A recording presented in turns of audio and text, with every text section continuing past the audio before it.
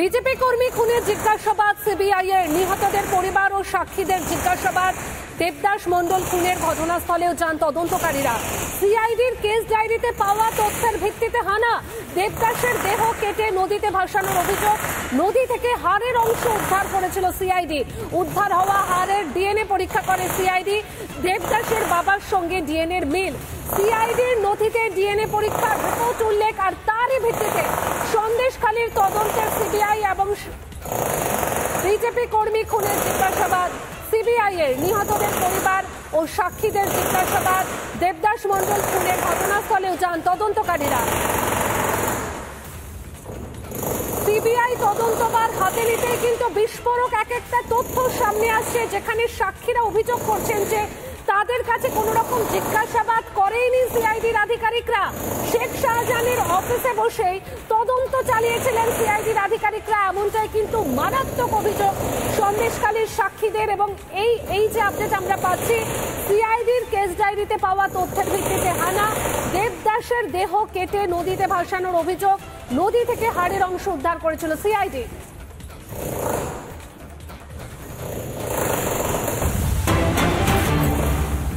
সন্দেশখালীতে 3 BJP কর্মী খুনের তদন্তে তৎপর সিবিআই। সিআইডির চার্জশিটে একাধিক গরমিল। সাক্ষী হিসেবে ভুয়ো নামের উল্লেখ। চার্জশিটে উল্লেখিত ব্যক্তিদের জিজ্ঞাসাবাদ সিবিআই এর।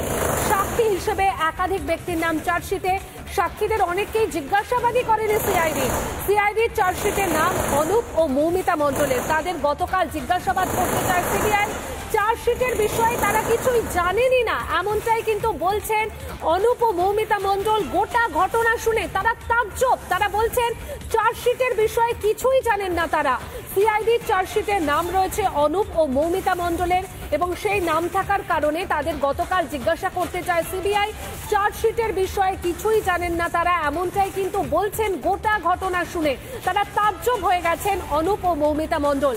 সন্দেশখালীতে 3 বিজেপি কর্মীর খুনের তদন্তে হাইকোর্টের নির্দেশে সিবিআই তদন্তভার নিয়েছে এবং তদন্ত শুরু করেছে। সেক্ষেত্রে দেখা যাচ্ছে যে সিআইডির যে চার্জশিট ছিল সেখানে একাধিক গরমিল রয়েছে। আমরা দেখেছি মূল অভিযুক্ত শেখ শাহজাহান, তার নামই গায়েব হয়ে গেছে। এরই পাশাপাশি সাক্ষী হিসেবে ভুয়ো নামের উল্লেখ রয়েছে।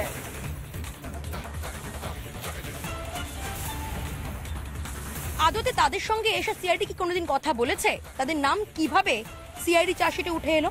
আমার সঙ্গে সরাসরি দুজনেই রয়েছে। আমি প্রথমে যাবো মৌমিতা মণ্ডলের কাছে। মৌমিতা দেবী, আপনার নাম সিআইডির চার্জশিটে উল্লেখ করা হয়েছে, কিন্তু সিআইডি আপনার সঙ্গে এসে কোনোদিনও কোনো কথা বলেছে 2019-এর ঘটনার পরে? না না, কোনোদিন আমার সঙ্গে কোনো কথা হয়নি ওনাদের। কোনোদিন কথা হয় না? আচ্ছা, আপনি কি জানতেন যে আপনার নামটা সিআইডির চার্জশিটে রয়েছে? না, আমি কোনোদিনই জানতাম না। কবে জানতে পারলেন? কালকে শুক্রবার দিন যখন আসলো, হ্যাঁ, তখনই জানলাম যে চার্জশিটে আমার নাম আছে। আচ্ছা, কারা জানালো সেটা? সিবিআই জানালো। সিবিআই জানালো। সিবিআই এসে কথা বলেছিল? হ্যাঁ, কাল কথা বলেছিল।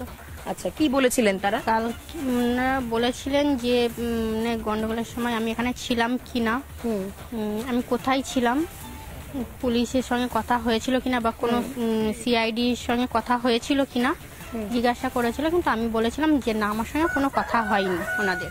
আচ্ছা, সিআইডি তার মানে এখানে কোনো আসেই না, এখানে কোনোদিন আসেনি। আপনার সঙ্গে কথাও বলেনি? সঙ্গে কোনো, কিন্তু তাদের চার্জশিটে আপনার নামটা জলজল করছে। হ্যাঁ, সেটা কিভাবে? তাহলে তদন্তটা কিভাবে এগোলো যেখানে আপনার সাথে কথা হয়নি, আপনার নাম তারা জানতে পারলেন, অথচ আপনার নামটা চার্জশিটে উল্লেখ রইল? শেখ শাহজাহানের অফিসে গিয়ে ওর নামটা ওরা দিয়েছিলেন। ওরা কি গোটাটাই পূর্ব পরিকল্পনা? হ্যাঁ হ্যাঁ, পুরোটাই পরিকল্পনা ছিল।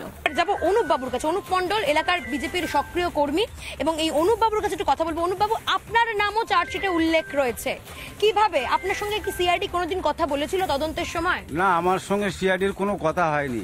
আমি জানতাম না আমার চার্জশিটের নামটা গেল কি করে, আমি কোনোদিনই জানতাম না। সিবিআই আসার পরের থেকে আমরা জানতে পারলাম আমাদের নাম চার্জশিটে আছে বয়ান হিসাবে। জানবো কি করে? শেখ শাহজাহান কাদের বাহিনীর লোক এইসব গুপ্তকালে এইসব চার্জশিটের নাম দিয়ে রেখেছে, আমরা তো জানিনি আদৌ।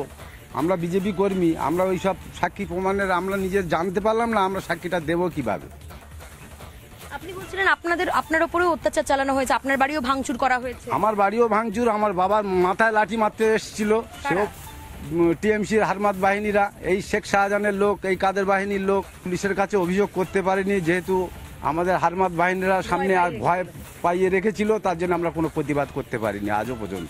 পুরোটাই একটা প্রহসন, সিআইডির তদন্ত প্রক্রিয়া পুরোটাই একটা নাটক ছিল।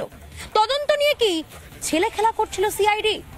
ক্যামেরায় দীপঙ্কর কাঞ্জিলালের সঙ্গে এলিনা ভট্টাচার্যের রিপোর্ট, রিপাবলিক বাংলা, সন্দেশখালী।